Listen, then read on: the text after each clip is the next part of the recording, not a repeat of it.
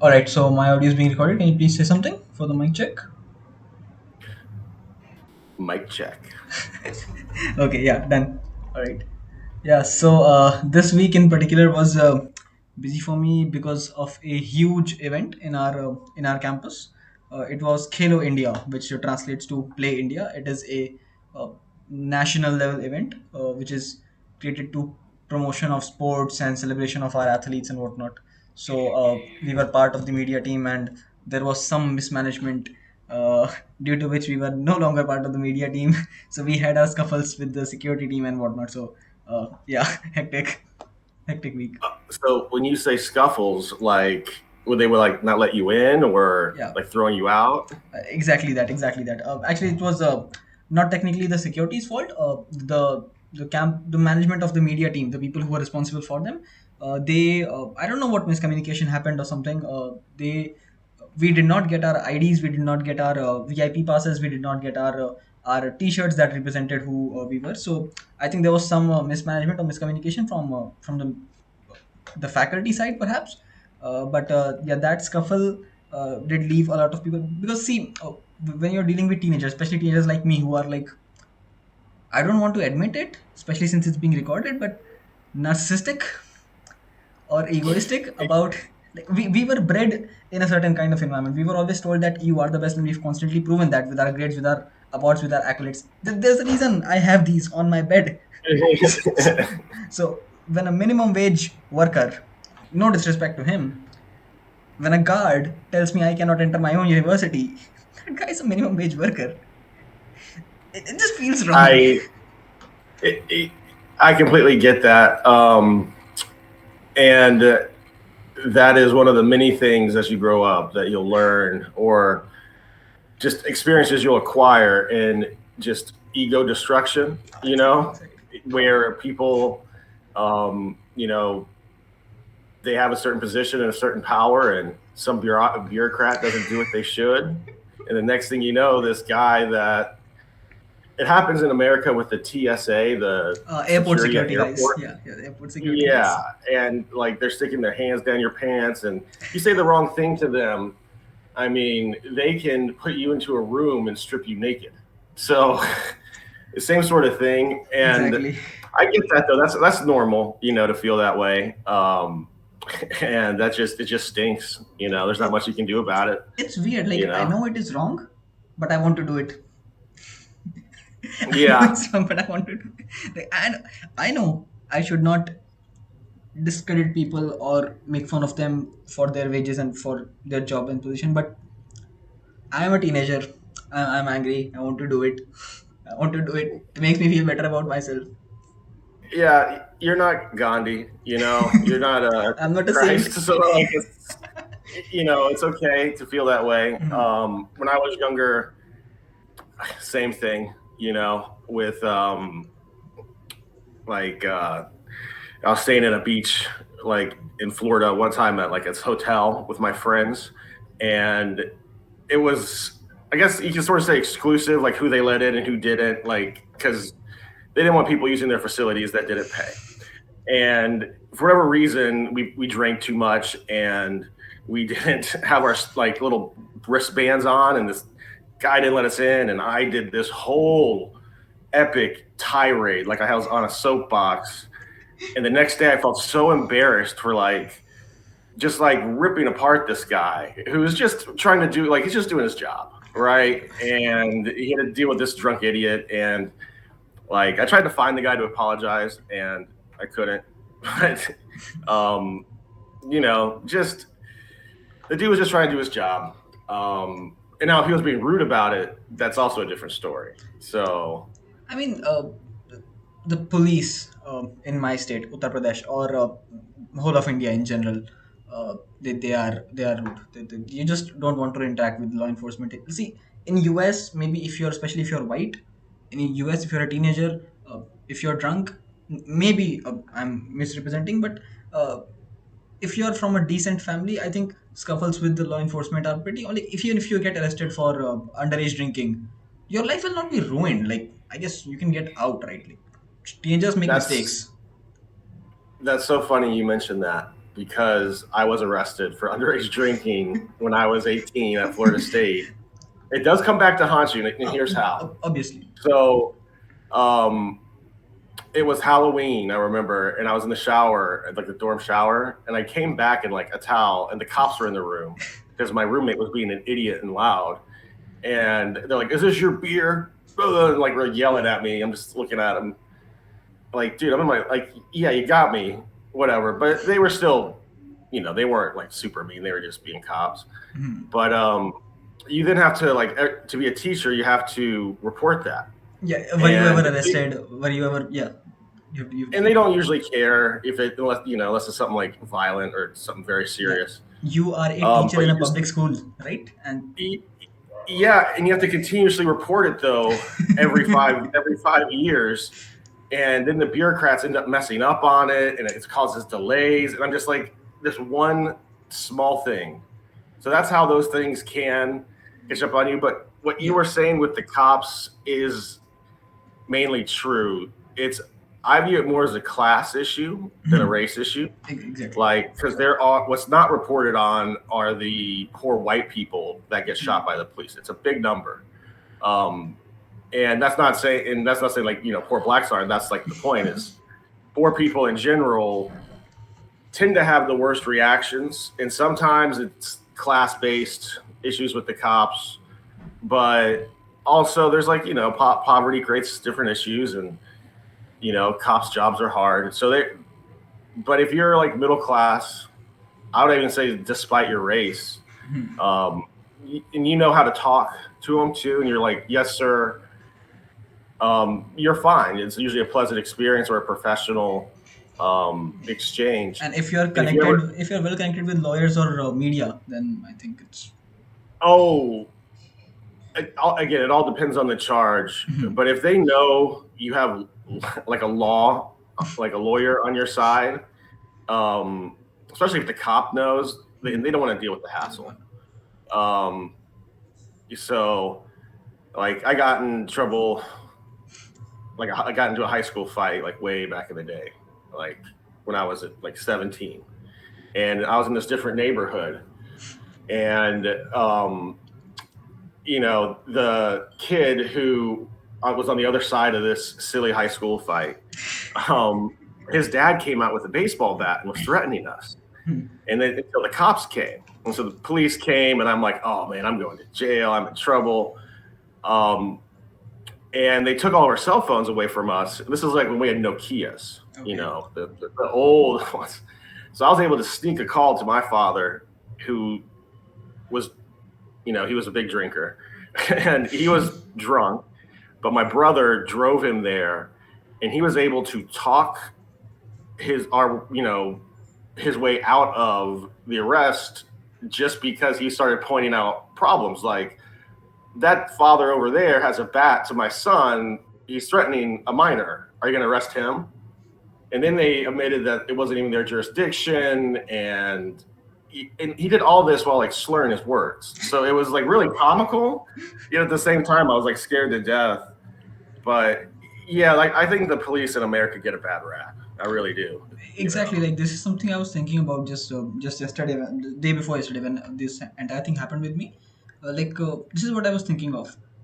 In Europe, like you can tell how privileged a country is by looking at how their law enforcement deals with minor crimes. Kind of like parking at the wrong place or teenagers having fun. Kids on Halloween, underage drinking and whatnot. Like these aren't. I'm especially worried about the war on drugs narrative that the CIA and the US police has. Like it's rubbish. It's borderline rubbish. So it's kind of like that. Uh, a white privileged females, especially LGBTQ rights activist or somebody who's very vocal about this woke stuff right now in USA, especially if they have a strong social media following, they can pretty much get away with the minor scuffles with law enforcement, such as overspeeding or wrongful parking. Whereas if you are Mhm. somebody from Africa or Asia, and whether if you're in your own country or if you're in a European or American country, if you're on the wrong side of the law, the consequences for you are much more severe. Yeah, it always depends on the like individual police officer involved, but Hmm. generally, yeah, I would agree.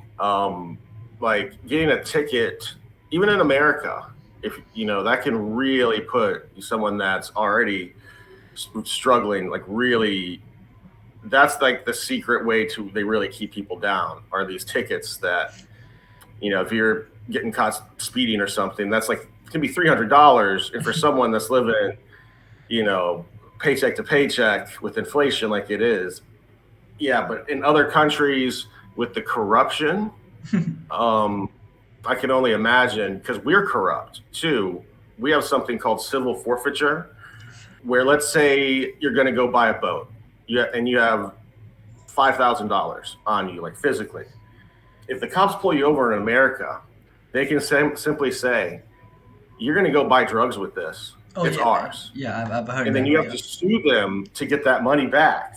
And it's so it's almost like legal corruption. But again, I can only imagine how bad that can get in other countries Yeah, where the first time when I had to pay a bribe, that's when I realized that corruption and taxes are not two different things.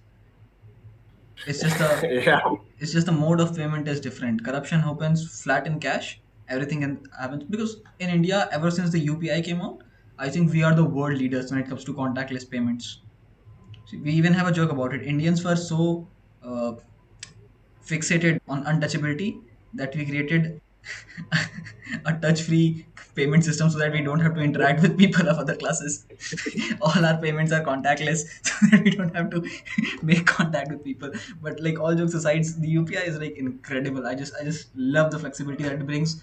It's amazing. So on one side we have these things, but on the other side we still have good for nothing bureaucrats and good for nothing politicians and good for nothing law enforcement individuals, and we have to bribe our way through every single one of these lunatics to get something as basic as an electricity connection to our house. And it's just mind boggling. It's just hectic. It's just So hectic. I'm gonna go back through that. So basically, to get internet into your house, you have to bribe several levels of officials. No, no, not internet. Internet is very good because it's a private industry. Internet is privatized, so you can like pretty much call them. They'll come to your house within an hour, and you're up and running on the internet. Electricity is a different thing since there are lots and lots Electricity, of okay. electricity. It's a utility, so government of India is involved. So you have to first go to them and then fill this ridiculous form. It's in a different language, and is the websites that are made by government of India officials, they have no competition, so they pretty much make shit websites and take a lot of money for them, and then you have to fill the forms and do this and bribe the officials, and they'll come to your house, they'll do an inspection, make sure that you're not stealing. You have to put down what equipments you're using, uh, how many kilowatts are required, then they'll do a survey, then they'll put the machine, then they'll turn it on connection. It's a hectic process. It might take up to even a month if you refuse to bribe. uh, if you're willing to pay, maybe you're lucky if they get it in a week or something. So if you're buying a new house, it's a slew of hassles. Wow, that's tough. So would you say this is more of like a cultural problem or a like capitalistic like problem It's for a like cultural India? problem. Like there are other sectors where capitalism has done wonders, such as flight ticket bookings. Brilliant. I can get internet into my house far quicker due to capitalism. I love capitalism as an Indian uh, who has seen the absolute brunt of what happens when government has a monopoly. I can say capitalism is far better. It's far better. Capitalism is nothing but the it's corruption, but well deserved corruption, I would say. Like capitalism is nothing, just the amount of bribe which I was giving in cash, now I have to give it online. It makes no difference to me, but at least I'm giving a service. At least I have an option. At least they have something to fear, that okay, if I don't take this guy's money, somebody else might. So at least they want that. If you are the only person, the only authority who can give internet connections, then you have no competition. You might as well refuse. What is that guy going to do? There's no other option. That's true. Um, yeah, just because I was reading this article about how in Russia that like how corruption was like baked into their like culture because of the old Soviet times and how you would have to bribe to get things and how that just has gave their military some problems because some shells were supposed to be full of gunpowder, and there was like paper in there, and so because someone pocketed the money for the gunpowder. Um, so it's just fascinating looking at other countries. Like United States, of course, we're very like we have corruption still. It's just it cannot surface. So if it surfaces, everyone like that's how you get people screaming at politicians who do not like to be screamed at. Like they are scared. That's one good thing about America is they are scared to death of the mob. I guess you can say. Because Um, corruption goes from top to bottom. No, it never comes from bottom to top. It will always go from top to bottom. So if one person gets called yeah, out, the entire chain gets blown, and that's when every person's name starts coming out, and then the Lockheed Martin CEOs, the politicians who own stock in their companies, the people who were making false war cries, yeah, then these people start to come out. yeah. So they're very good at hiding it. Like for example, this week with our Supreme Court, Clarence Thomas, not this week, this past like month or two, was not really caught, but it came out that one of the richest, I think he's an oil man in America, Harlan Crow, was giving money to, not money, but paying the tuition to Clarence Thomas's like granddaughter's boarding school, the most expensive one in the United States, was paying for like these really expensive trips across like to India, to Africa safaris, to do all this stuff when he's supposed to be one of the most noble people in our country. Supposed to be a Supreme Court justice, you interpret the Constitution, you're Hmm. above politics, and here he is getting bribed, The and most it's legal. It's legal in America. legal. Like that is the legal thing, and it's so people are upset about that. So I just think it's maybe it's human condition, um, using your power to get things. Yeah, I mean, power corrupts and absolute power corrupts absolutely. Supreme Court justice. I mean, like what I find out in I have accepted corruption. What I find still better in America is that people at least do corruption of their standard. See, Supreme Court justice, if he or she is corrupt, they are at least doing corruption in the most expensive school. Our politicians, our politicians, you can bribe with the cheapest beer you can find. They don't even have the standard. You can bribe the law enforcement in India out of 200 rupees. The smallest denomination of note that you can find in an ATM, you can bribe the police officer with that, and they'll be happy to sell you their soul for it. Now that's wild. That's wild. at least, at That, least, that at least demand something which represents your power. Like, why are you yeah. demanding bribes from the poorest? Demand bribes from the richest of the richest. No, like show some standard so that we can proudly say we are the most corrupt. Like at least do something. At least do one thing properly. Do one thing properly. Even in the list of corrupt countries, we are like either 30th or 40th from the bottom. We are at the very bottom. Do the when have when as Indians have we ever been satisfied with being mediocre? Either we are best at it.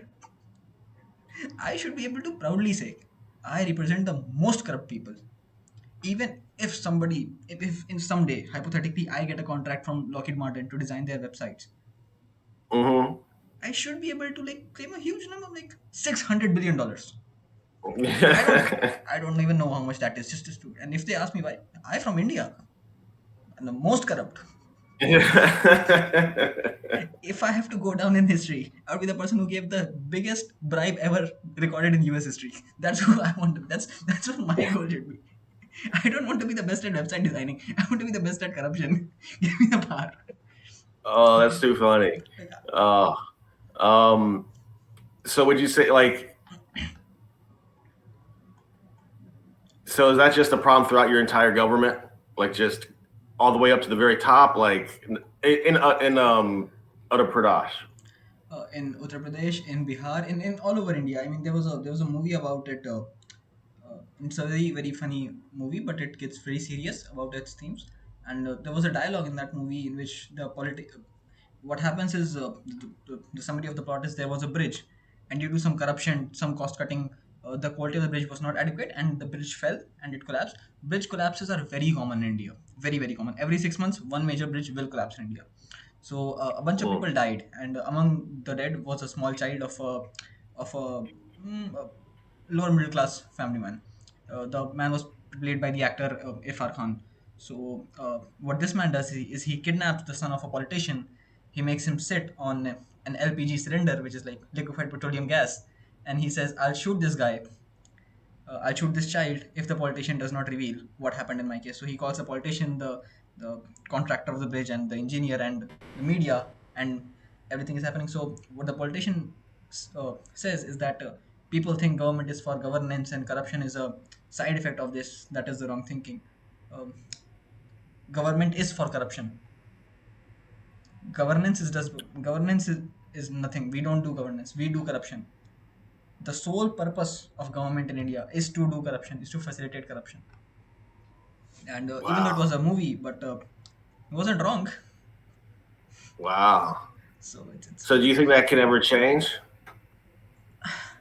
I don't know. I guess the power dynamic in India is such that if you're not doing corruption, you will not be tolerated by the state machinery. You cannot call it out. Like it's not possible to sustain.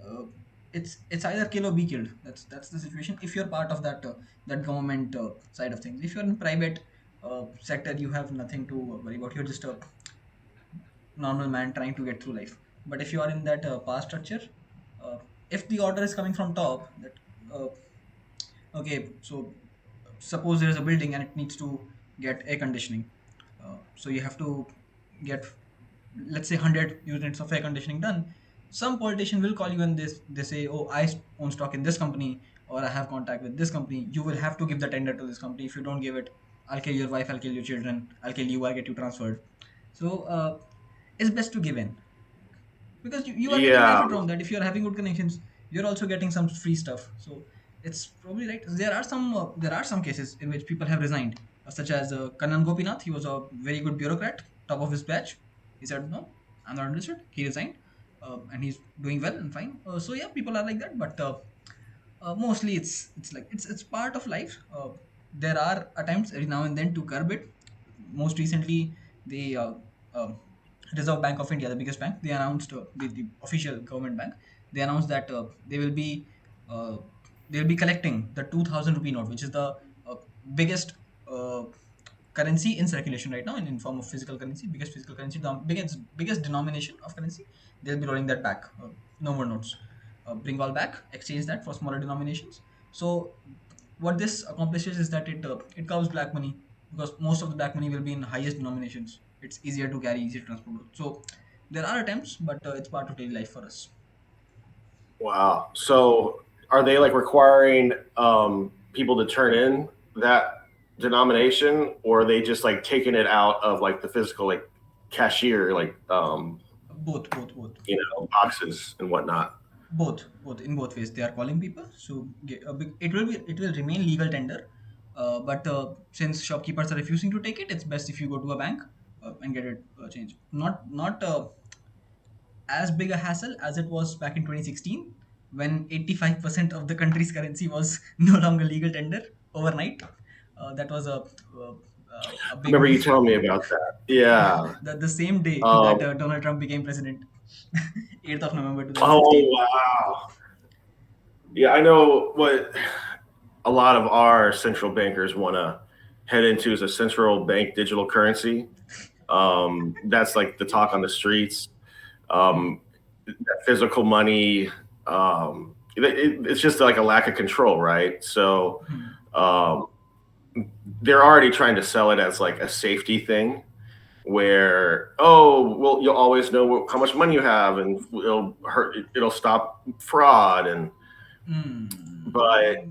you know there's something to physical currency that and like privacy that people, I just don't know if Americans are going to go for this.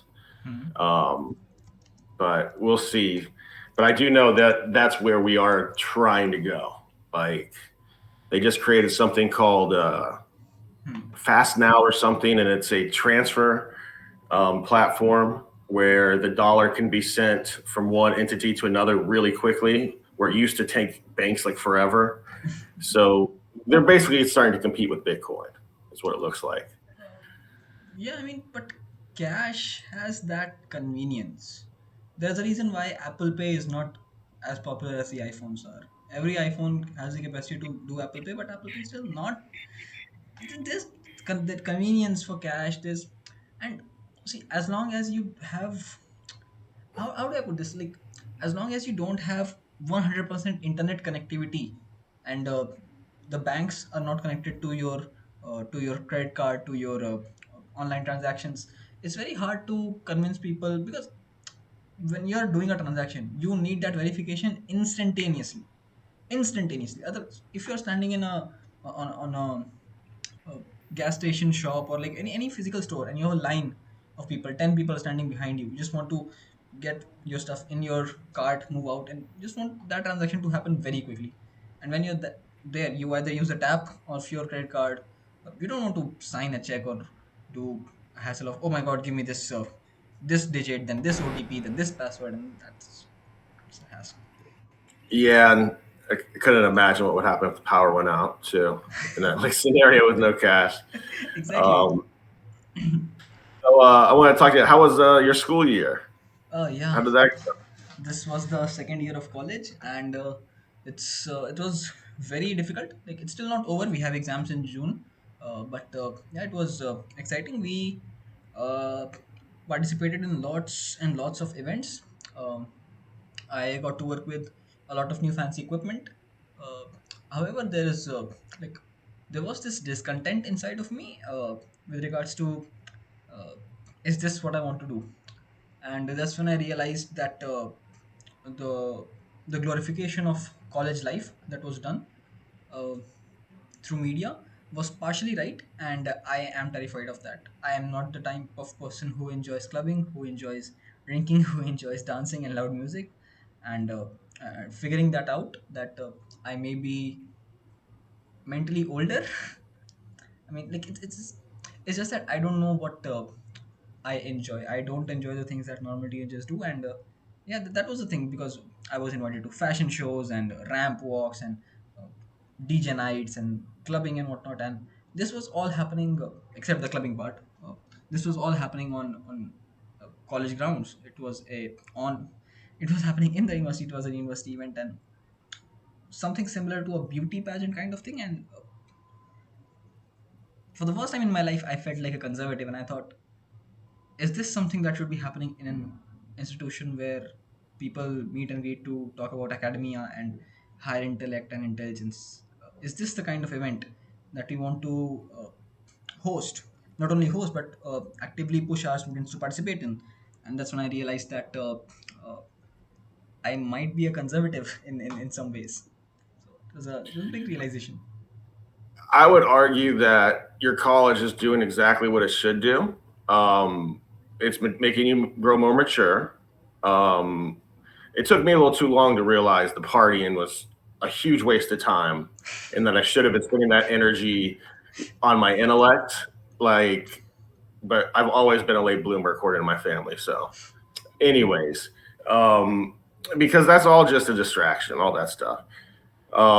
And you're supposed to explore and question your own views, and you're going to do that throughout your whole life. Um, and even though, especially in America, it's like you're on this side or that side, no matter what.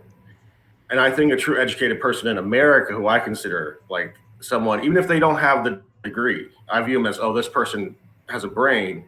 Is if they don't fall into that, and like they're conservative on some things, they're liberal on others, they thought things out, and that's their viewpoint, and that's cool. What I don't like are the people that are like, I like this because this person, this, or this person said this, and I have to act this way. And it's, no, you're not thinking. So I would say doing like what you thought about the beauty pageant. You Yeah. thought that through, right? And that was a good, little thought experiment, and you might have a point there. Like, should that be a focus on a campus that's supposed to be meant for higher learning? Um, so, find out what you like to. I almost think that's like a lifetime search. Like, at Exactly. least for me, What helped me was like getting into philosophy, exploring different things like different people's thought patterns, and um, even religion a little bit, exploring the different ones. So just going on like a intellectual search sort of helped me, because I even still question, and I don't know if this is true for everyone, but like, should I still be doing this? What I'm doing? Um, and I just think that's a natural thing. Like it's almost like what could have been. The grass is greener on the other side, type of thing. Um, but you will also get verification also with whatever choice you do make, that okay, maybe this was the good choice too. So it's going to be both sides, like yin and yang. Like I would say my school year this year was like verification on um, like I'm being a teacher was a good choice. I would say the year prior was verification. Maybe I should have been a lawyer or something. So it's weird like that. But I think you know you're going through what, not a lot, but what some people that maybe have high intellect go through, which is figuring things out when you're young, and that's like it is. It's tough. Yeah, I mean, So like every time I'm put into any situation, I try to look at it from perspectives of privileged individuals and people who are not so privileged. So, like if I consider the other person's perspective, maybe a girl from a small town, if she's coming here, she's getting to uh, she doesn't have to dress modestly, whatever that means. She can wear whatever she wants. She can hang out with as many friends of as many genders as she wants. For somebody like her, these events are great because these events are where she gets to explore herself. She gets to dress in whatever way she likes. She gets to enjoy. She gets to whatever teens consider enjoyment these days.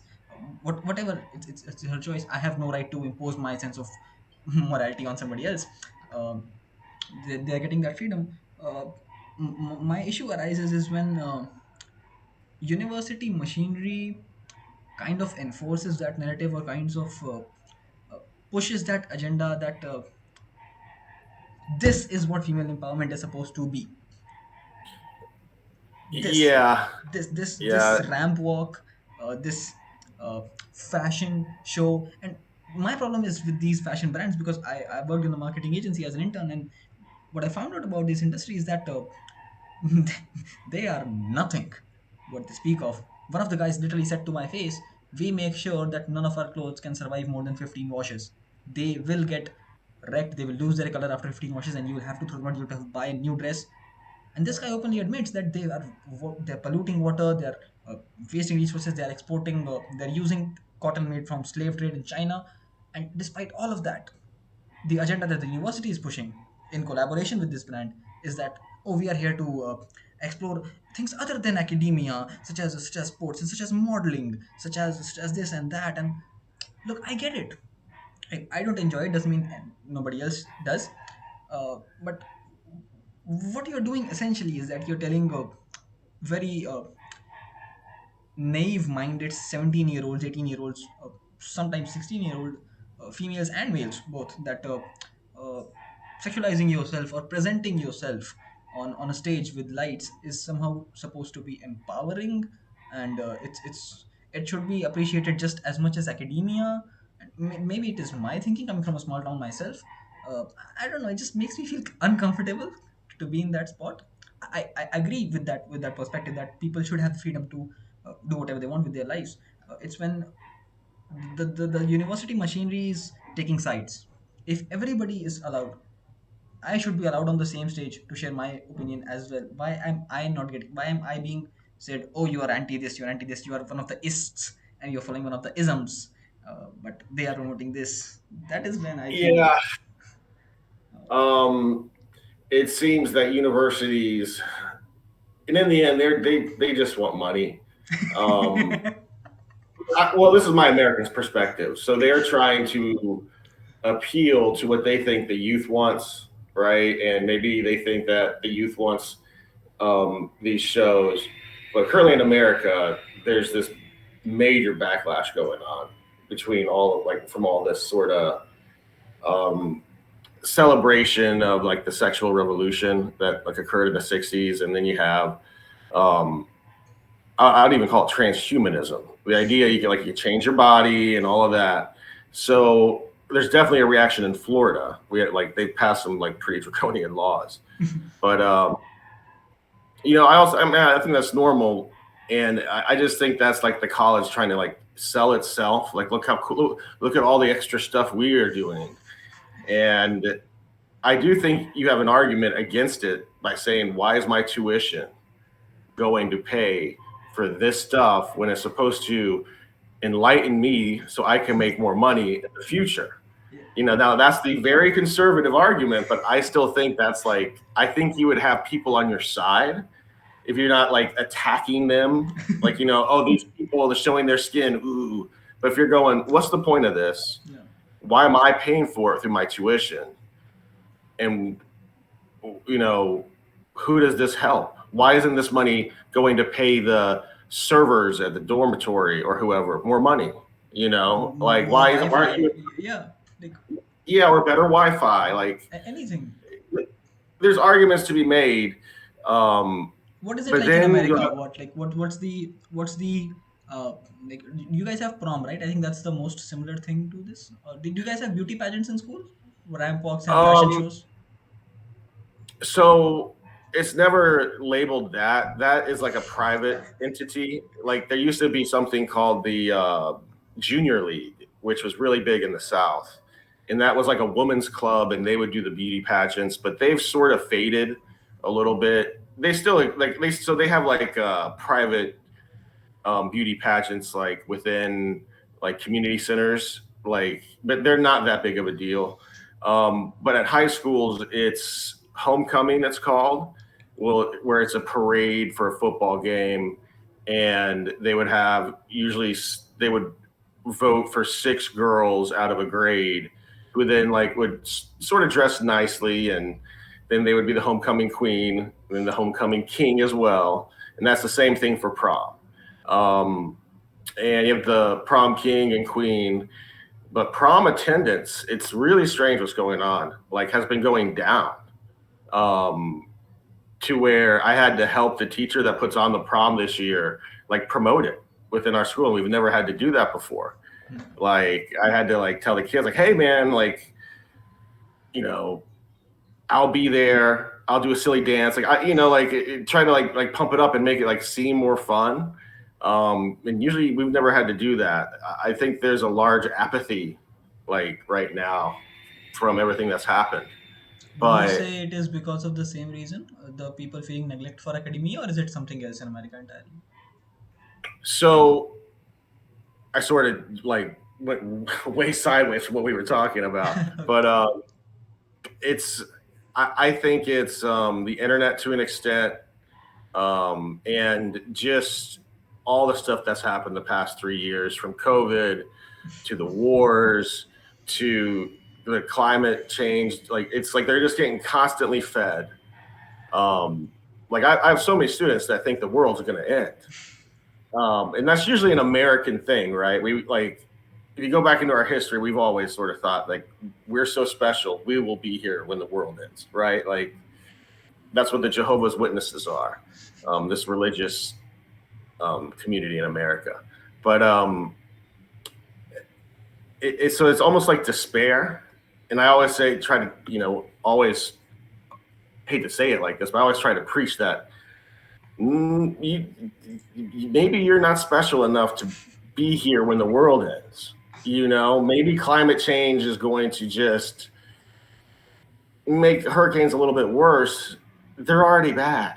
So, and I'm not trying to like downplay climate change. Don't get me wrong. That's a bad thing, Hmm. but it's not what like, it doesn't mean you shouldn't plan for the future, get an education, go have fun, go to these things, have a life. So it's like there's like a weird sadness right now So, amongst like, like youngsters. youngsters are getting so caught up in activism for There's these that huge too. things that they are not, they don't really have the time or the sense of fulfillment or enjoyment that they would usually get from being the prom king or the prom queen and like homecoming stuff and all that. Yeah, like we had a group of college students um, glue themselves to some art installation in St. Petersburg, Florida. for climate change, the same week, our city council, because if we get a lot of rainwater in St. Pete, we have old sewers, so they overflow and they'll like so crap will literally flood onto the streets. So what they do is then instead dump that water into Tampa Bay or the sewage into Tampa Bay, which then creates this man-eating type of bacteria, and so it goes right by this like nice beach. And so here they are gluing themselves to like some statue over climate change, and they're not even like concerned about the sewage being dumped into the ocean. That is And a that's my huge, like, huge opportunity for plumbers. If you have good quality plumbers, they're going to make a bank fixing those sewers. yeah, that's another thing I try to tell students is going into trade school right now in America is very lucrative, because no one wants to do it, and our infrastructure, I think all of this initial infrastructure built in a lot of countries post World War II is starting to fail, and it just needs to be redone. And there's a lot of opportunities there, but Yeah. So like, like you said, people tend to be more concerned with fashion shows and gender and like fixing actual problems. yeah, I guess like the whole woke movement has arrived in India. I think full and on, and especially on social media platforms. So it has gotten so active that I do this pro bono free coaching stuff where I teach designing to people who are interested, and it has gotten so bad that I had to like ask a female friend of mine who's also a designer, like, can you please take all the females from my class? Can you teach the females so that I can focus on music? Because I'm so annoyed when these 16-year-olds are coming up to me discussing issues of such huge importance, and say, "Oh, you're mansplaining it to me." What do you mean? I'm teaching you software. I'm teaching you software. Yeah, that's one where I really dislike that claim. Uh, Um, Everyone so is you're teaching them associated with. like, Mhm. are you teaching them computer design, like or website design, Yeah, UI and UX. Yeah, and they're telling you don't you're mansplain it. mansplaining? Oh, I don't know what I would. I have no idea what I would say like to it's that. it's pro bono. What the hell? It's like I'm teaching you what. That's what I'm supposed to be doing right now. Like you're taking. So it's funny because uh, like I get it. I get the point of associating yourself with a bigger cause, and because it gives you purpose, it drives you. It's great that teens are getting involved in this, but I guess somewhere we lost track of what these movements were supposed to accomplish, and now we have a movement, and now we have a counter movement, and now we have everything in the middle, and everybody's fighting on themselves. Yeah, it becomes a big muddy pit. Um, so there's a good philosopher. His name is Slavoj Zizek. He's a, he's from the Caucasus regions, Bosnia, I believe, but he's a really sort of eccentric philosopher. I probably said his name wrong, but he has a good question. Like for the people on like for woke people, it's like what happens after, right? So let's say everything you want is achieved. What happens after? What do you want actually want? Like, you say you want to get rid of discrimination, eliminate like patriarchy and stuff. What are you replacing it with? Then you're just replacing it with something, another sort of power system. And he says they never really ever talk about that part. It's always what current problem that's not really that big of a problem, that is just the biggest injustice in the world. It's like, okay, let's say it's Yeah, solved. How does that look like? that's very And interesting what you said, that the problem which is not even that big a problem. You see, never in history of media as a whole, uh, we have seen representation of the LGBTQIA plus people. They are statistically speaking, they are among the smallest minorities in terms of gender division, because they keep adding on new genders, so statistically you become a smaller portion, right? But you are represented in media way more than some, let's say somebody from South Sudan, let's say somebody from India, let's say somebody from Indonesia, from Vietnam, in fact. So if Netflix is coming out with a show, uh, now if you they want to score the representation points, even they are now saying, "Oh my God, how many of these people are there? How much representation? Never before in history has a community so statistically insignificant had so much representation and so much voice on social media platforms and cinema and in media, and still the continuous cries of being a victim, the thing that you cry to be a victim of, you're the one who are screaming on top of it. Nobody even asked you about your gender. You're the one Yeah. who's screaming about it. I mean, like, I'm not trying to say that this particular community has not been subject of ridicule, subject of criminal investigations in the past and social boycott in the past. But in today's society, I think this day and age, 2023, I think this is the most sex positive we've ever been. We are most open about sex. We are so open about sex here in India, especially that former adult film stars, even current adult film stars, can, if they have a fan meetup in India, especially in some of the malls, they will receive the same number of audience, the same kind of response, the same kind of heartwarming welcome as, let's say, somebody from the normal movie stuff or a singer.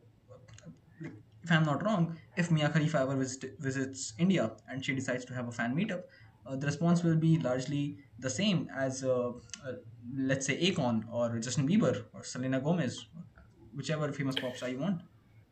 I would agree with that. I would say even in America, they're seen in a lot better light. And this is another issue that I don't know. like, I definitely think there's an issue with like porn addiction right now going on with the youth. I We'll see how it plays out. I'm not against it. I'm not some like religious fundamentalist, but I do think some people get trapped in it. But those people, those workers, also are humans, and I think you're right. They've never been more accepted. Like in America, like you said in India. Um, so I just think people need to almost feel special, maybe sometimes. So like and maybe it takes them tearing down people in the past too. That's another thing that gets underneath my skin because I think that like when you tear down your culture's heroes, at least I think to despair because those like stories, like I think they serve to motivate. Like people have gone after Lincoln. It's like that's like one of the best American stories out there, and why? So you can feel better about yourself. It's just so weird. Um, and I don't know, like it's interesting to try to think out why this is happening. And again, they're not evil; they think they're doing good, right? I They're guess it's think kind they're of like, helping something. yeah, it's kind of like if I say I'm a better cook than Neil Armstrong. Yeah, so Neil Armstrong, Yeah, nobody cares. it's Okay, you're a better cook. Good. You know what I found? 15 years ago, when Neil Armstrong was trying to make an omelette, he couldn't flip it. Okay. uh, That's the kind of arguments that are being drawn. I guess people don't really get the concept of not judging the heroes of the past by the standards of the future. I guess that's yeah, the I think thing. that's exactly um, Imposing what it morals is. from, like, when you're sitting in spectator's point of view, it's very easy to preach morals. Yeah, and I mean, it's a lack of knowledge too because I think to criticize someone in the past, you really have to dive deep into what was going on, what attitudes were pervasive at the time, how did they react to certain things, how did they treat just normal people daily to really like understand certain things. And but again, it's like a weird. This movement's so odd, like or it's not even a movement. It's culture at this point. So it's becoming like a youth culture. Um, Yeah. So, and do you think the impact of COVID is still prevalent in youth, or have the people forgotten about what it was like during the pandemic? I don't think they've forgotten.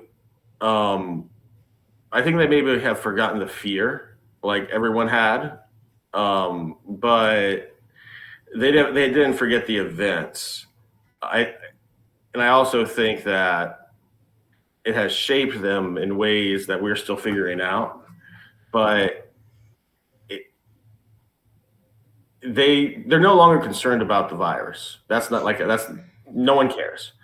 But I think they are aware of how it impacted their life, how it impacted their parents' probably finances.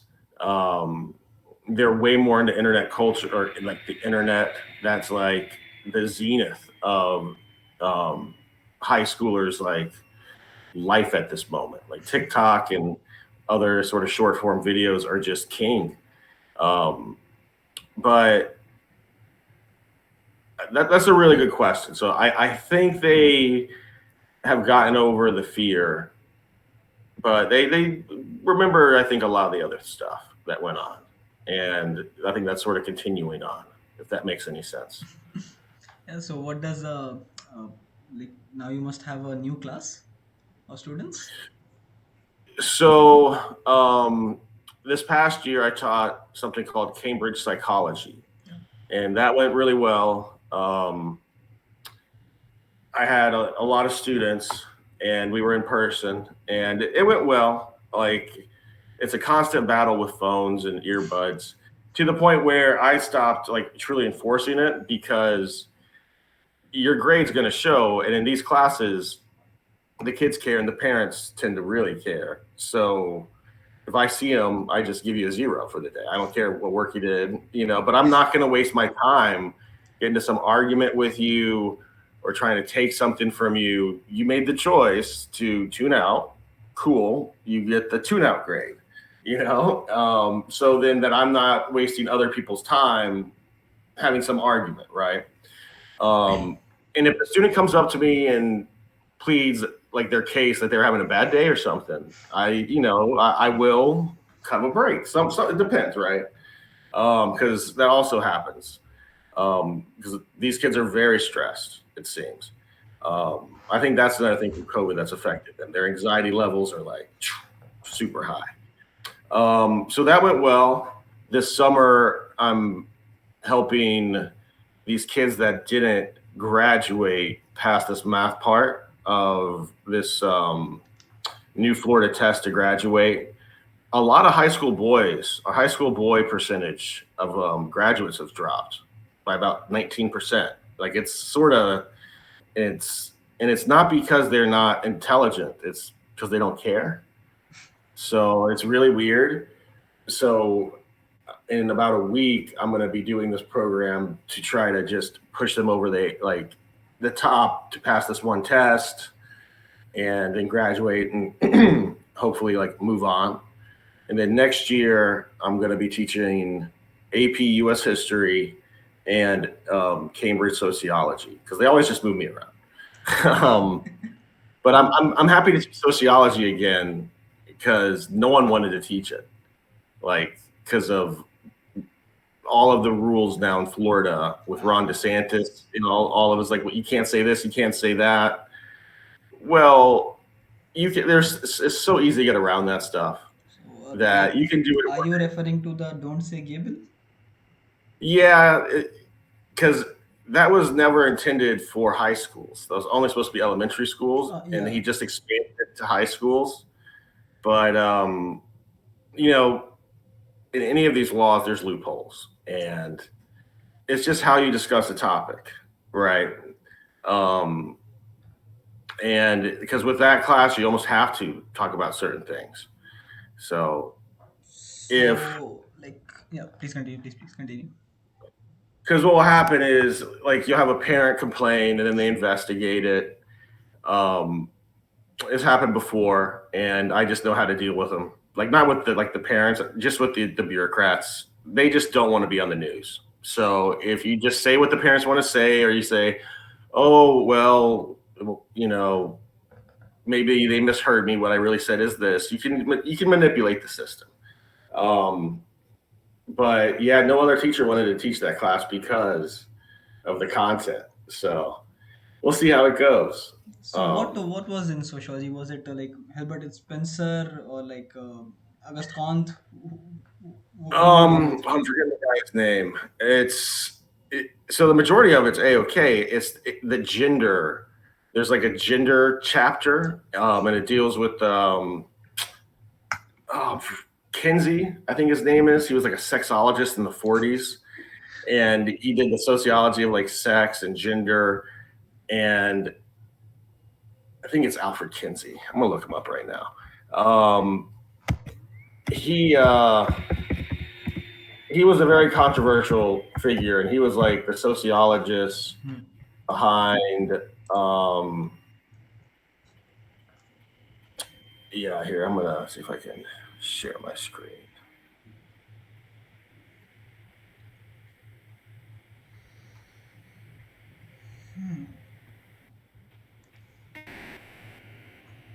Well, I can't figure it out, but No, so it's Alfred fine. Kinsey, he has an institute. He was an American sexologist, biologist, professor of entomology and zoology, Hmm. who founded the Sex Research Institute of Indiana. Okay. And he basically came up with a lot of these modern ideas of gender and reproduction and human sexuality and classification of all of this. And um, so he's often demonized Hmm. by conservatives. माँ AC चला दीजिए मेरा. He did have some wild ideas, but I also think he's someone to know because he had a big impact on modern society. So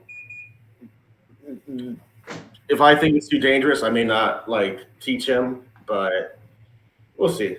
I always like a good That's challenge. very interesting because currently in India, just as we speak, the homosexuals are being represented in the Supreme Court of this country. The Supreme Court is currently hearing a case on whether or not to legalize gay marriage in India. Decriminalization of homosexuality happened in 2019, 2020, I think, around that time. So before that, being gay was illegal and having unnatural sex was illegal. That was decriminalized. Adultery was decriminalized. And a lot of sex positive reforms did come. And now I think this might be one of the biggest battles that the LGBTQ community in India has to fight. Getting the right to legally marry, and because the institution of marriage and family in India is very convoluted, marriage is something sacrosanct. The concept of prenups is non-existent. The uh, marital rape does not exist in India. We don't acknowledge that at all. The laws are sometimes skewed in favor of females, even to the point where you can't even get things like prenups. So it's going to create.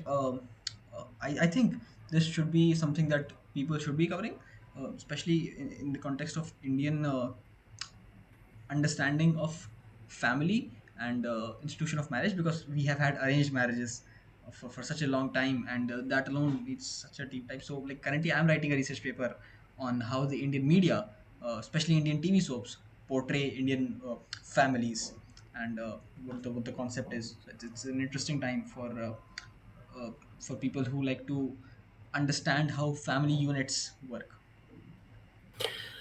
That is fascinating. Like just from a outside American perspective, like I think the view here is that India has very strong family values. Very. I mean, arranged marriages is hard for us to wrap our hands around that, but with the dating market currently in America, with how just sort of toxic it is because of dating apps, it, I think some people are actually growing jealous of not having a better mechanism, like to almost where something ancient like arranged marriages are almost better than these things that are just becoming like, I don't know, they're just very toxic and no one likes them.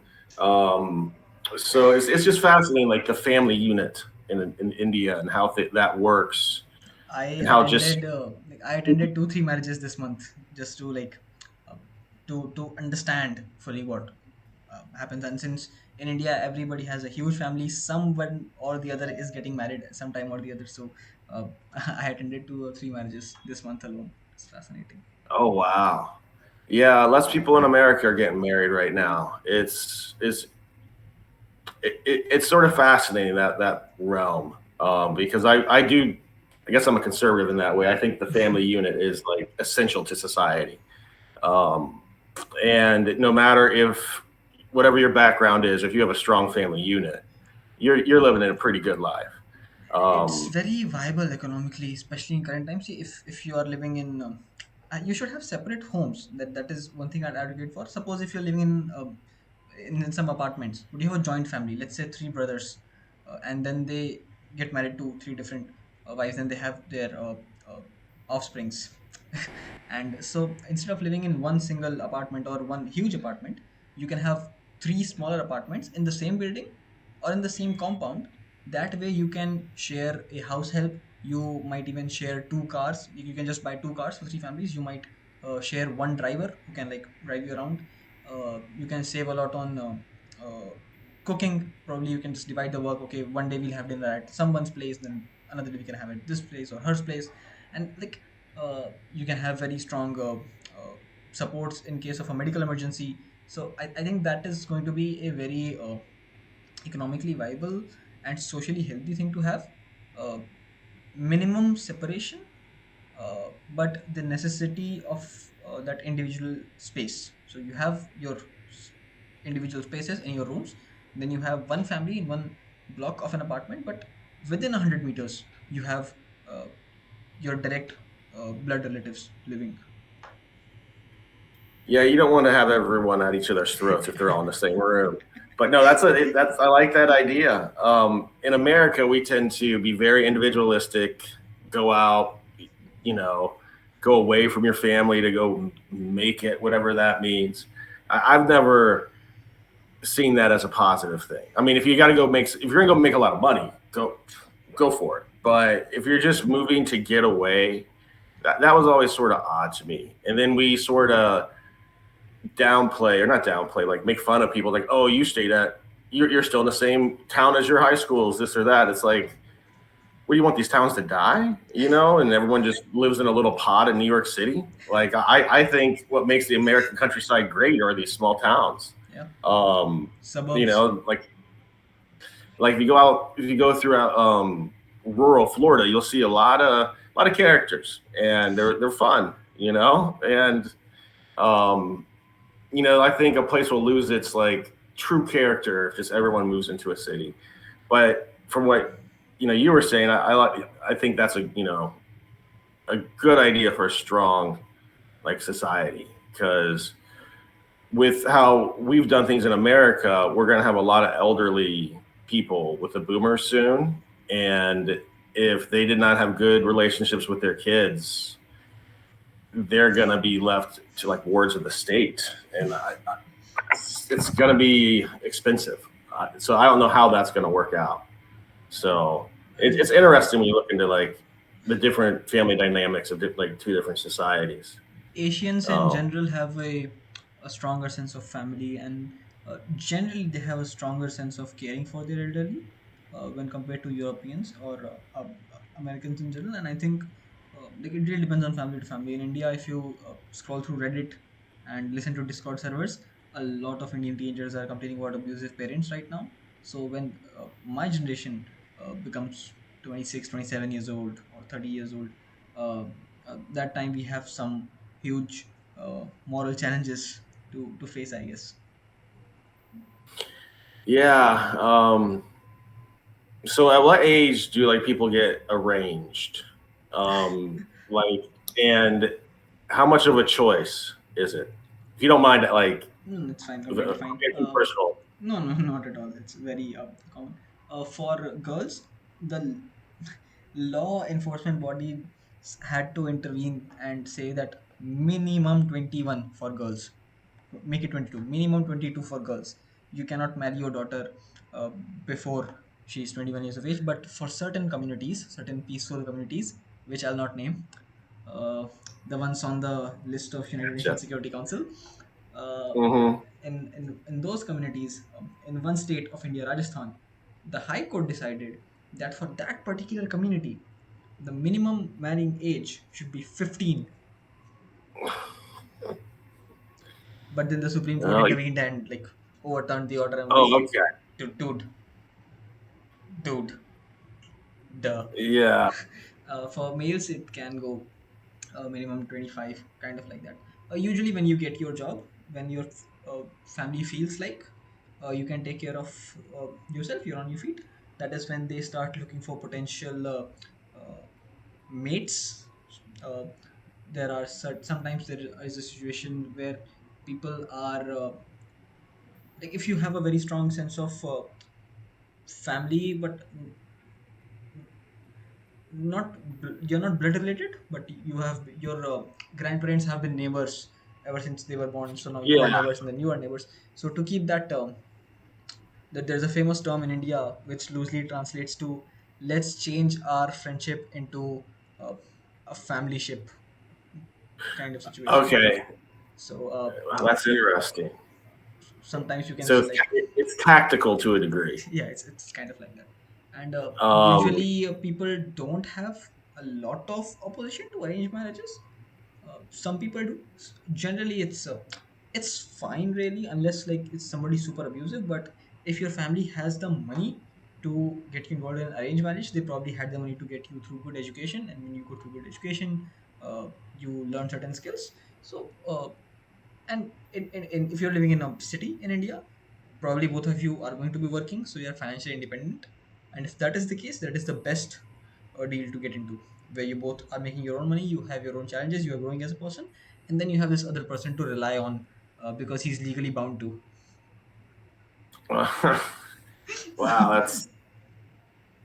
that's fascinating. Um,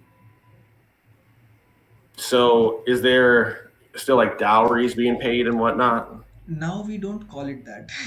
we, Oh, we okay, we now call okay. it gifts. Gifts, okay. Gifts, yeah, because Well, in America, that was always a thing too. We call it always call it that. So, yeah, um, I mean, it's a thing. Yeah, it is still happening. uh, I don't think you can curb it. It's one of those social evils, um, which I'm not going to say it's necessary. It's absolutely not. It's just something that people feel proud in nowadays. Like remember how I told you in our conversations that teenagers feel proud about being on, like how rappers feel about bragging about being on the wrong side of the law. yeah. Fathers of daughters feel proud in bragging about how much money they spent on gifts. Oh, okay. Yeah, it's a status. It's a It's a status, status right? It's thing. So yeah, if you go to buy a car it's in India, if you're just visiting an automobile showroom, they'll ask you, "Sir, is this a marriage case?" Sir, marriage case, marriage case. What he's trying to ask, are you going to gift this car to your son-in-law or your daughter-in-law? So that's what the thing is. Yeah, I went to buy furniture for my new house, and I just wanted a shelf, and even that guy asked me, "Sir, is this a marriage case?" No. well, So yeah, I mean that makes sense because then they can upsell you, right? They can start saying, "Well, yeah, maybe you should get this or that, and maybe make exactly, it even better." exactly, Oh, exactly. that's so fascinating. They go one step Oh, ahead. They decorate the car with roses. oh, That's wow, wow. Indian marriages Um, are lavish. You will love it. If I ever get a chance to invite you to my elder brother's wedding, I would love to. Like, we'll have all the accommodations made for you. Your living, your transportation, everything, your food. If you want to visit oh India, wow. like I would love to host you for like those days when we are getting involved in some marriages. Would you like to see some videos that I took of my the marriages that I went to? Sure, and that's very generous of you. And I've always wanted to go to India, so maybe yeah, maybe down the line we'll see. But yeah, that's yeah. Let me see Yeah, definitely. the picture Yeah, because I and actually had a cousin that married a Indian girl, okay. and but she was like half it. Like it was an immigrant sort of an immigrant story, Hmm. but it was still pretty lavish on like her side that brought into it. And then they're marrying. She was marrying this like redneck guy. So it was like it was. If I can find the pictures, I'll send it to you. Indian marriages are technically very lavish. Like they'll buy this huge lawn, they'll have Oh lots wow, of food set up, they'll decorate the stage, uh, they'll have music and everything. I'll just pause this. The quality is is that a super bed? low. It's it's a couch that resembles a Oh, bed. This is where the bride and the groom sit. and everybody gets to click a photograph with them. We'll have drones. We'll have this center stage. People will be. I don't know what this is. I think this is dry ice to create that effect. This is the Oh bride. wow. This is the groom, and you can see there are six photographers around them, just clicking Oh, this photographs is of them. amazing. Like, It's huge. Indian weddings are like they are a festival in themselves, and it's not just wedding. There are 6 to 7 functions uh, prior to a wedding, and it was amazing. It was a destination wedding, so we had to practically visit to a whole new city. I visited the city of Varanasi to attend this. Um it was very spectacular to be part of something like I this. bet. Wait, I'll show you Wow, the that's a production. That's yeah. just a straight up production. Yeah, Like we putting on had a a movie. crane with a camera. This is a crane with Oh a my camera god. that was shooting, and this was the entry of the groom. I'll just upscale the quality bit. So this is It's- how the groom's entries are recorded with the decoration of a peacock. A peacock is oh wow. a representation of piousness. It's also our national bird. It represents purest forms of love, kind of, you can say. So there are these dancers who are dancing in front of the groom. They have a very soothing song in the background. कभी सोचता हूँ जिंदगी में Oh क्या wow. That's amazing. Yeah, this is how the groom walks onto the stage with drones and cameras following them. At one point, the brother of the groom And is there was someone behind him shaking those yeah, feathers? yeah. There's a Oh, that's person, wow. That's so cool. and everybody just wants to click a photograph with the groom. The guys who are wearing these black shirts, these are the brothers of the groom. Okay. Technically, I was also brother, but since I did not have the chance of interacting with him much, like I am not a direct blood relative, but like he Hmm. is my elder brother. So like all of them are like making fun of him for I don't know what, but it was just fun to watch.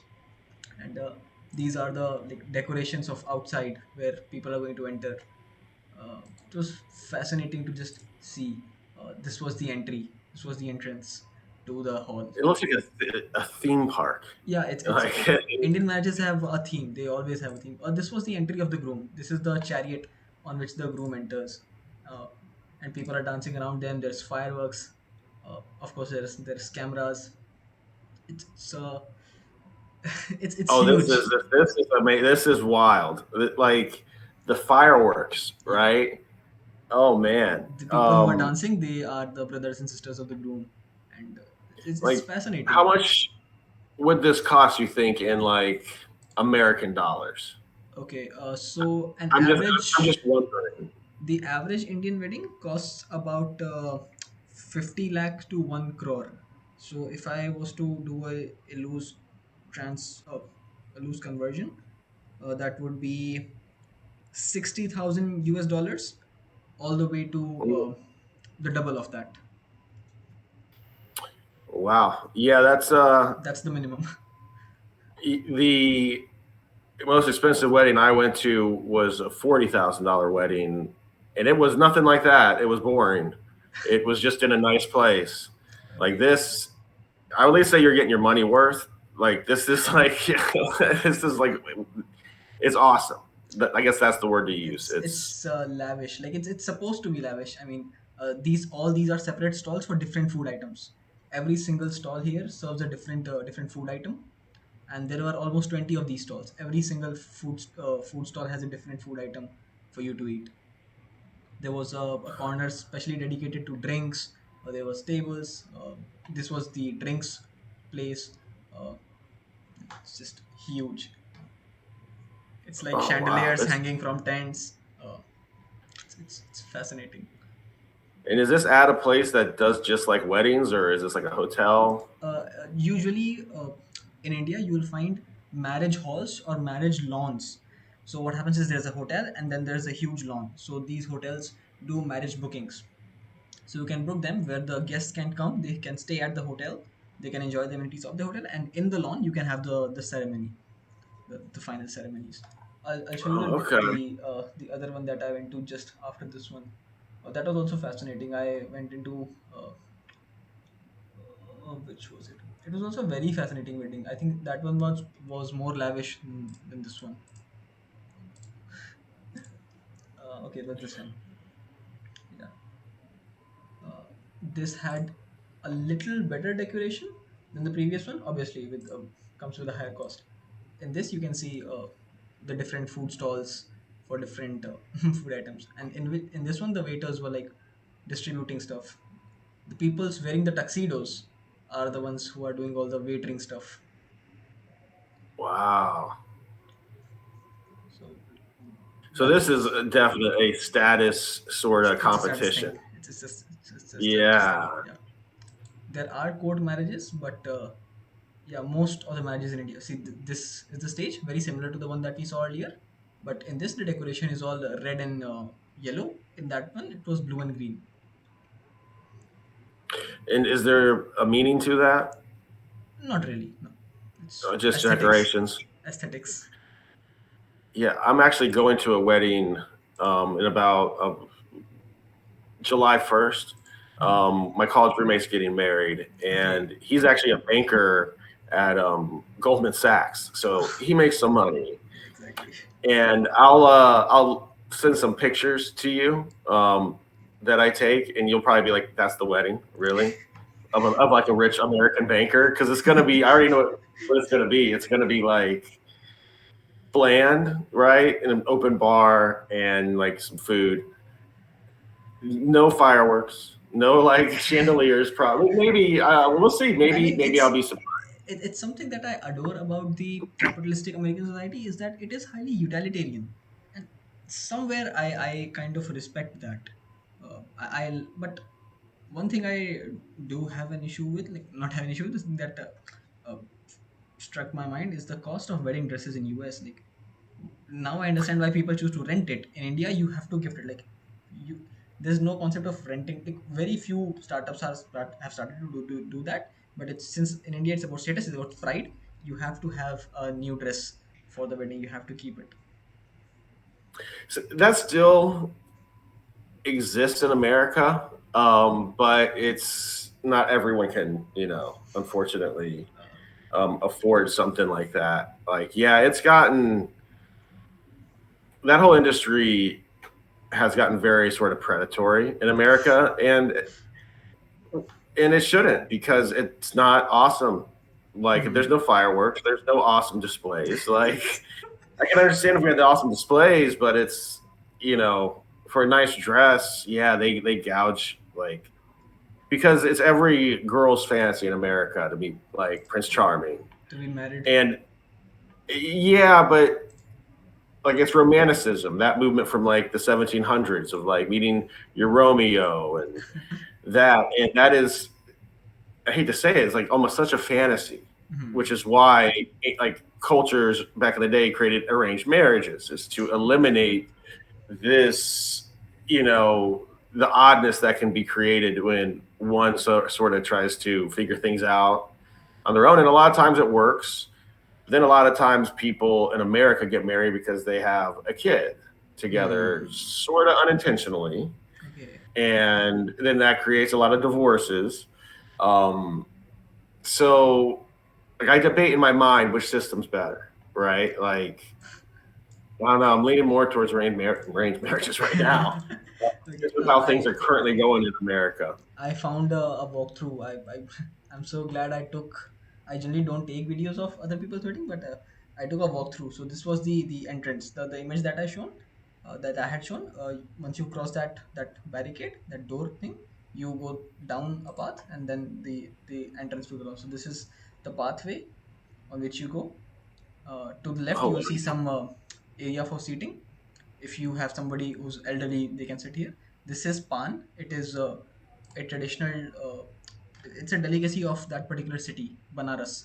So he serves pan, uh, and this is where the food stalls start. And this is just an LED to show what is happening on the stage because there is a crane that is happening that is handling the camera. Then these are the food stalls in continuation.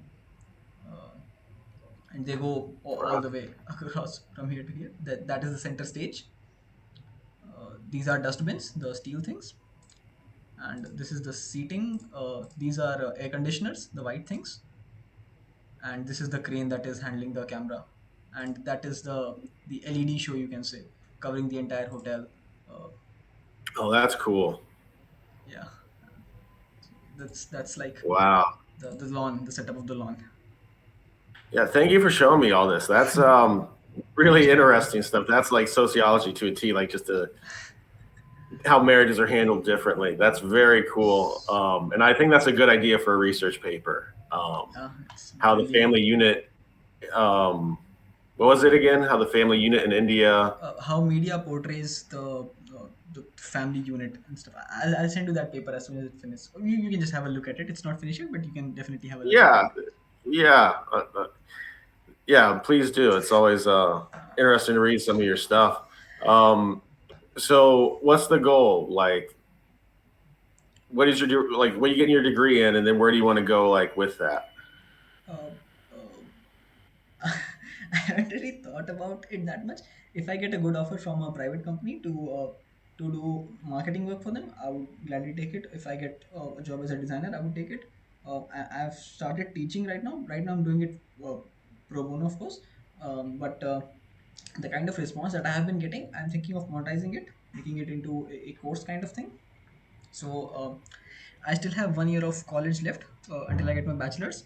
So I'll try to focus solely on doing design and teaching design. So for 1 year, I'll do that, and if I see heavy potential in that, maybe I'll continue teaching design professionally after getting my bachelor's. If I see that okay, it was good while it lasted, I need to get something more done. I'll probably get my master's degree from a better college, probably in some other country, or if I'm staying in India, it will be a much more reputed college this time, because of this college I took because of COVID and whatnot, so many stuff, so much stuff.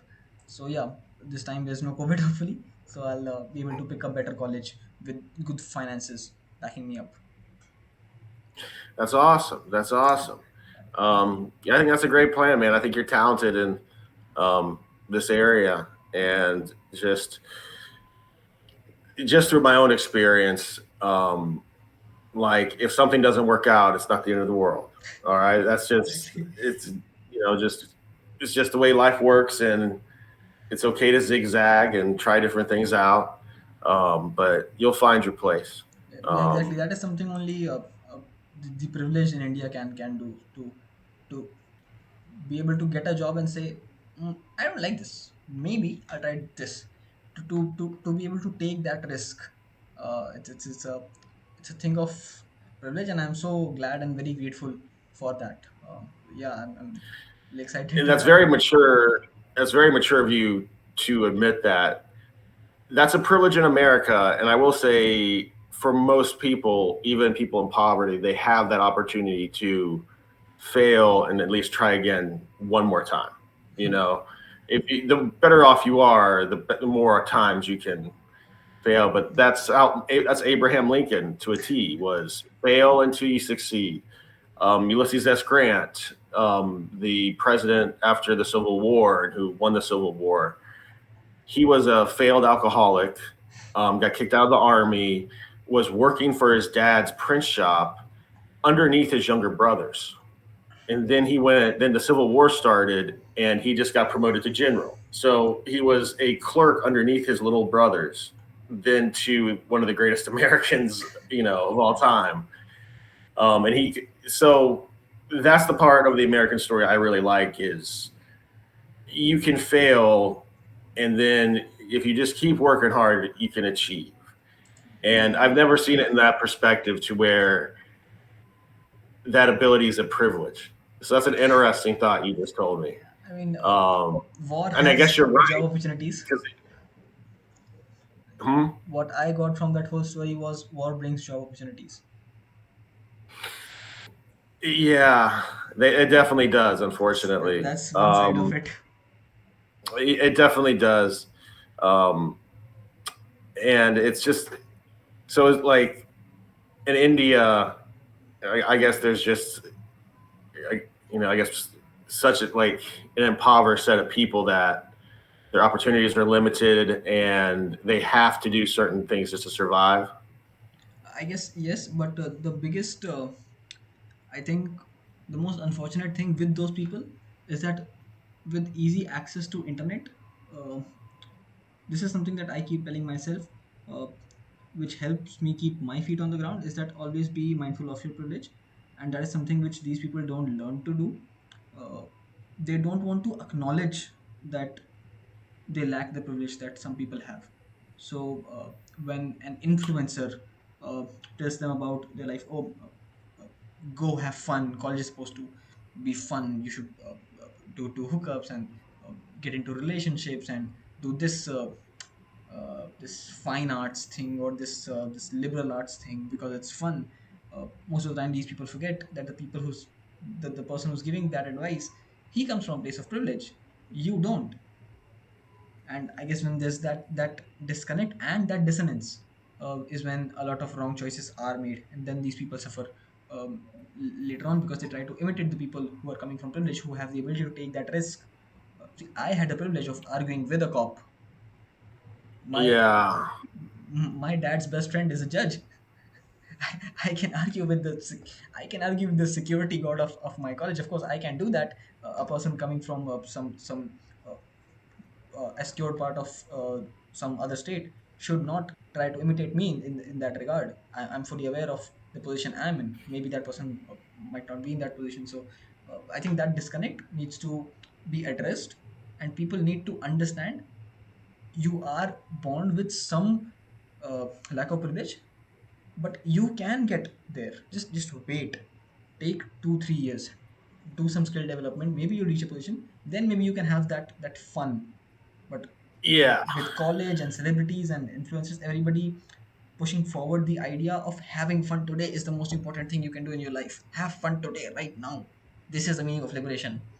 To not think about the consequences, to not to get drunk and not feel the consequences of your actions tomorrow. That is privileged people's thing. That, You don't have that. that and that's toxic and empty. That's not fulfillment. That's gonna only lead. I think that's a path to hell. Um, I really do. Like it's you should have a reason to celebrate, and it's okay. Mhm. But to say that's what life's about, and you're telling that to people that really that's going to hurt them, is such a dangerous thing. Because it's just going to lead to them having more problems, and um, you're not in the end going to find anything in there. The end of that road is a hangover. It's not enlightenment. It's not anything like even like the American college experience, like where they say, "Oh, go hook up with a bunch of girls." That will make you so empty on the inside. Like a little bit of your soul gets taken away, Yeah, yeah. and Even if that doesn't happen, even if you have fun, you can recover from that because of the background that you have, of your achievements of yes, stuff. A lot of people cannot recover from that, and it is these people who I worry about.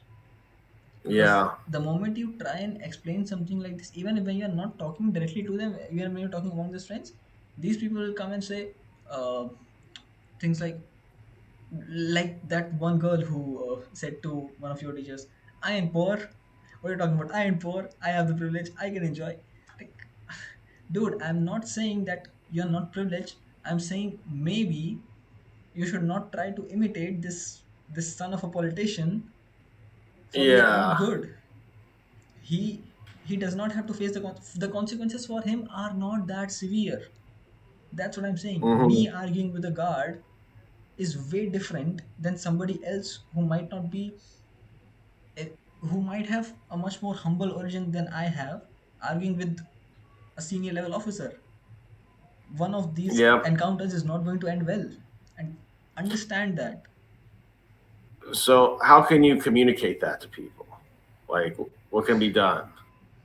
Is that I think that's the central question, right? Yeah, Like, I mean, it's important for people to understand their position in the social hierarchy, in the social order, and understand that entertainers should not be taken at face value. This is what I I've been agree with that. observing. I've been observing this for a very long time now, that ever since the emergence of social media, all entertainers are seen in the exact same limelight, and we automatically assume that these people are enlightened, and we hold them accountable to social responsibility. Like, what was the first instance when you heard something like this? You even you said this just 2 minutes ago, that oh, these people are telling these people to enjoy their lives. I think that's just me. I think even if they are telling, they are being paid by the brands to the alcohol brands and whatnot to gamble. The gambling companies are paying them money. If you are Hmm. listening to somebody who makes Instagram stories for a living, where is your brain? What are you doing? So I guess this glorification of entertainers, where Johnny Sins, uh, Lewis Hamilton, Virat Kohli, Dhoni, Cristiano Ronaldo, Mia Khalifa, and uh, to some point, to some extent, we can say even Vin Diesel, all of them will have the exact same response to fame, will have the exact same love, will have the exact same attention when they visit a stadium in US or in India.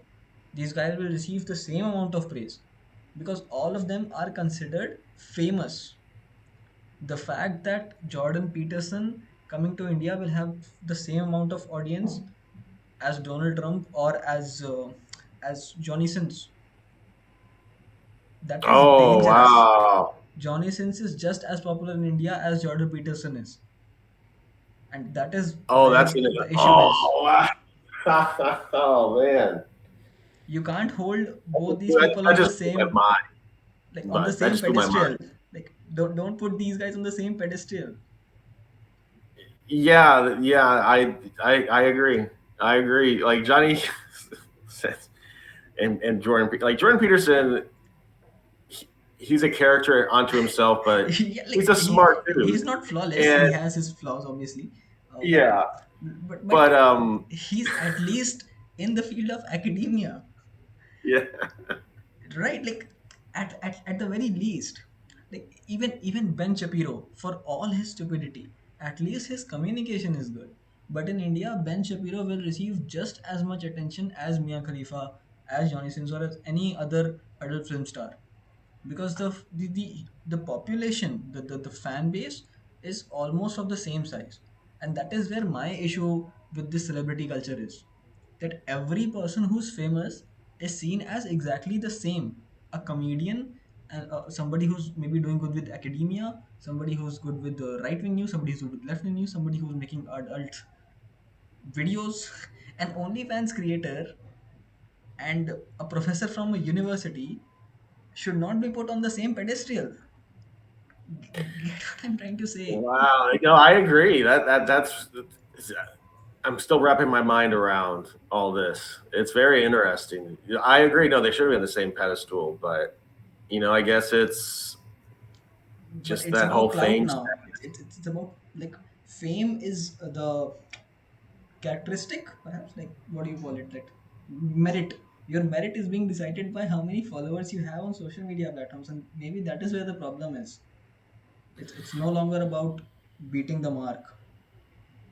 Yeah, I think I caught someone mentioned to students. It's the I call it the dual nature of the world, where you have this sort of fake internet verse where a lot of people's self esteem is the people they see on there they super respect, and then you have the real world, and that is completely different. Who the important people are is completely different than this other sort of like world. And I think a lot of people intermix the two when they shouldn't. And like what Exactly, and what exactly. you were saying with the Johnny Sins thing was just like, oh no, like oh no. But I can see that happening in America. Like there's adult film star conventions here Hmm. where people go and like 20 years, well not 20, maybe like 40 years ago, that would have been burnt to the ground by the Pentecostal Christians. Like they would not have allowed that to happen. And now here we are having that. Like, I mean, So what are you that's even fast. there for? Like, suppose you have an adult film star convention, what are you going to make them sign? Suppose you go to a writer's meet, you at least have their book. What? are you going to gain from that interaction? Oh, I don't even want to think about that. Like, it's like, well, it's like, what are you exactly are you celebrating, right? Like, it's What attribute are you like? I'm not making fun of the people. I'm just making fun of the people who go. Like, suppose if your college hosts a TED talk, the audience who are coming to see the person in real life will be exactly same if Jordan Peterson or Ben Shapiro is coming, or let's say in his place some famous OnlyFans creator or Johnny Sins is coming. Is that statement true or not? it's I'm still sort of baffled by this. I will say that there has been some like female adult film stars that have been able to cross over to other things, like a girl Hollywood named Papa. Sasha Grey. Yeah, like, and then one's like a semi-intellectual, and that's very strange. Riley Reid. Um, and then there's one that's like a DJ. So, but still, they're not like super. They still have like people will still say, "Oh, well, you were." There's still a social stigma to it in America, to an extent, but we still have the conventions too. No, So, let's just say a musician. Let's just say an F1 racer like Lewis Hamilton, the guy who drives for Mercedes. He's my favorite. So let's say if yeah, Mr. Hamilton visits and Ben Shapiro, or let's say some famous physicists like Walter Levin. okay. I think the amount of people who went to see Stephen Hawking's lectures was almost same as people who went to go watch F1 racer, right? If not, the F1 was viewed more times than the lectures of Stephen Hawking. So I think that is like I'm not trying to say that means of technology and communication should be used specifically and only for academic purposes and not for entertainment purposes. I'm just saying maybe these two. I don't think. I just don't feel like Stephen Hawking's. Uh, if he was alive today, I don't think he should be pressured to make shorts or TikToks in order to stay relevant. I think that says a lot about society. If Stephen Hawking can't dance to a song, maybe he can't do the Kiki challenge, but he shouldn't have to. He shouldn't have You're to chase absolutely clout. right. He's a real Wow. human being. Um, yeah, so I think the only thing you can really do is just document this, like the time period you're living through, like, and just question it, because it's such a wild new thing that it can go in any direction. Hopefully, it goes in a good direction. Um, so I got to go in a second, but one last thing. So Sure, sure. anytime before I like talk to you, I look up like what's happening in your area, and it says I found a news story Yeah, yeah. from the 19th of May that says leopard attack sparks fear in Uttar Pradesh district. Yeah. Has there been leopard attacks? Yes, there have been leopard attacks in Uttar Pradesh from Y'all I have think a long leopards? time. Yeah, we have leopards. We have I think Wow. every big cat except the lion and the cheetah in Uttar Pradesh. We have big cats. We have an issue of leopard attacks. I think we had three leopards in in I think 1 year ago. We had three leopards in Lucknow, the city, the capital. Oh wow. So you can just be like walking in that city in a leopard. Straight up just wow, that's so wild. Not in highly dense urban areas, but if you're on the outskirts of the city, yes, there are chances of you encountering a big cat. Although the forest responders are good, usually they are captured within 3 or 4 days. So like Yeah, since we that's have a huge stray dog population, so they bark immediately if they spot something dangerous around them. So that is very helpful if you're living in a gated colony or even if you're living in the outskirts. If you have stray dogs around you, they'll bark and they'll make you aware of some threat around you. oh wow. They're not That's lethal. I just sort of found that interesting. Yeah. But then again, I can't say anything. I live in Florida and alligators are Yeah. everywhere. So Yeah. um, we have the Florida Panther, but that's it's rare now, unfortunately. Like the original Floridians that came here did not put up with much predators. They're very trigger happy. India Um, is trying to have its big cat population back to the normal numbers. We recently got 8 cheetahs from Dubai flown to India. Although the new cubs are reportedly dying, but there are veterinarians who are taking care of them. There are systems in place. There are forest reserves. India is trying its best to take care of its flora and fauna and grow its industries at the same time. There are social issues which need addressing, but one area where we are doing good is our rehabilitation of our animals into society, uh, especially with the whole BJP's right wing agenda. One good thing has come out of it. Uh, Not the cow lynchings, that is bad, but the love for the cow and love for street animals in general has become very vocal. So that I think for me is a good thing, but even though I'm scared of dogs, but I think they should have the right to live just as much as we do. So that one good thing has happened, that acceptance of cows has increased, and with cows, all other animals are more widely accepted in India now. So we are trying to bring back the cheetah. We are trying to have our crocodile and alligator species back up. And so dolphins were spotted in the Ganga River, uh, also known as the Ganges River, in COVID times. yeah. The Ganges dolphin is very rare. It's like found only in India. So yeah, it's fascinating to see the wildlife getting stronger. Oh, that's really cool to hear. And that's a good time. That's a good note to end on. Something positive. Um, Can I show you a so quick listen, video? Like, do you have to go somewhere? yeah, please do, please do. This was a video of policemen inside India's best university. I just want your opinion. If this had happened in USA, what would be the general public's reaction? Okay.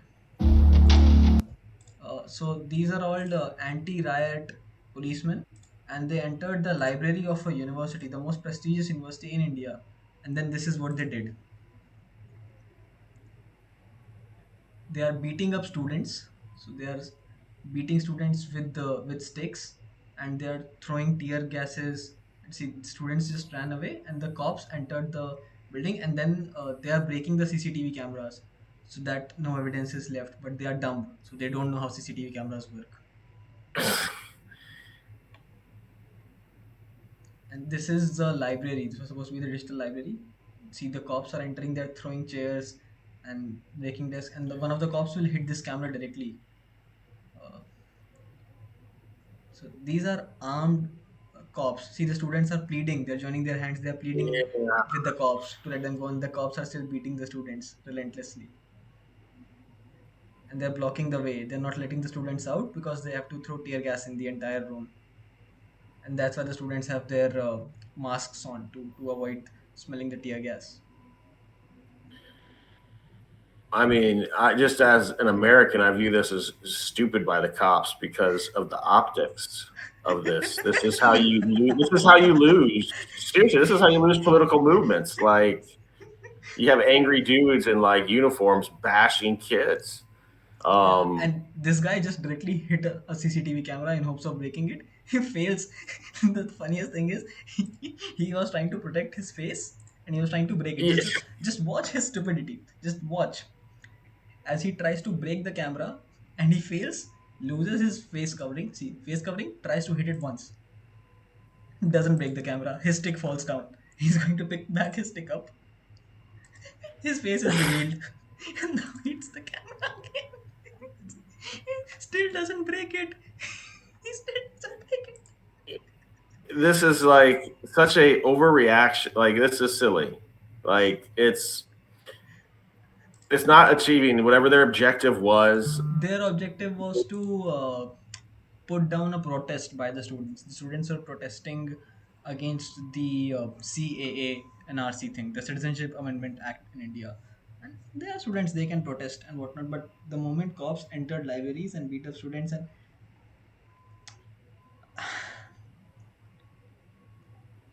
how you are supposed to be protecting us against terrorists, how are you so incompetent at staying away from Yes, cameras? This. Do you not know about a multi-point infill? How do you not?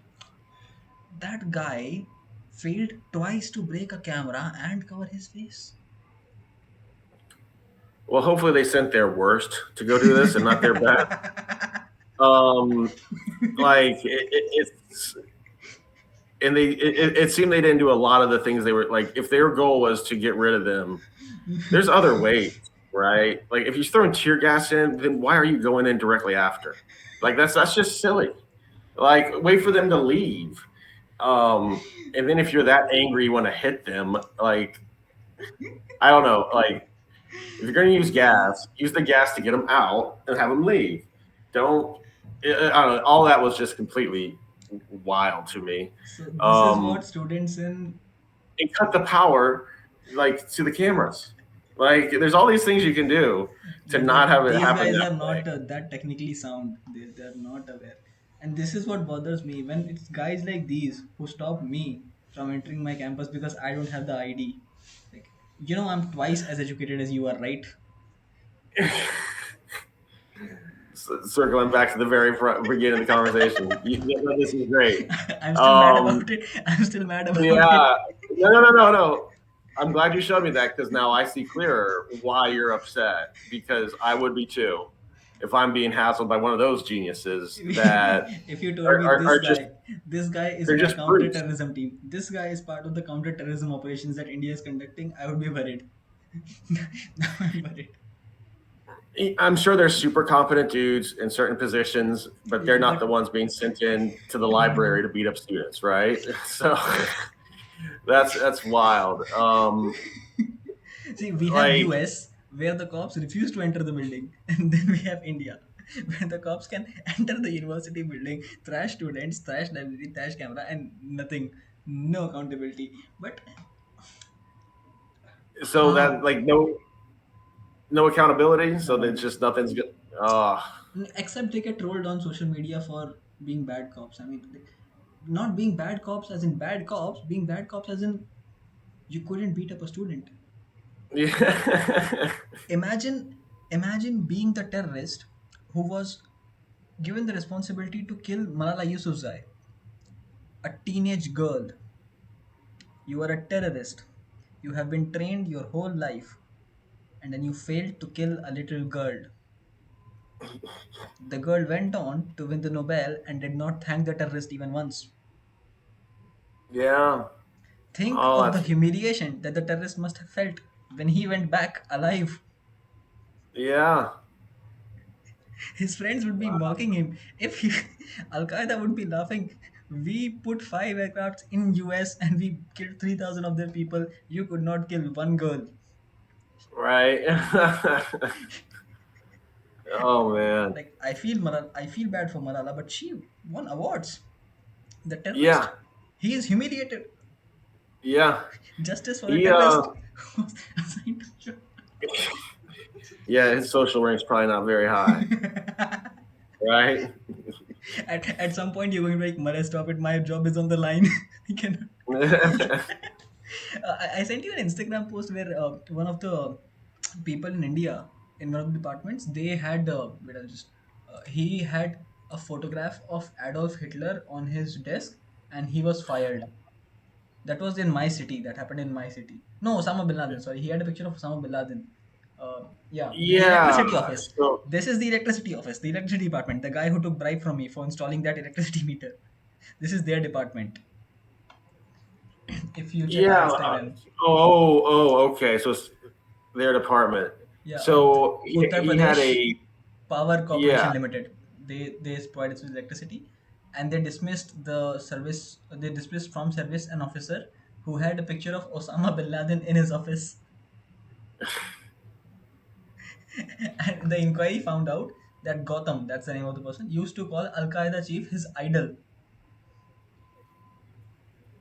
Oh wow. And he was in this organization that's meant to fight the terrorists. No, no, no, for providing electricity in India. Oh, okay. Um,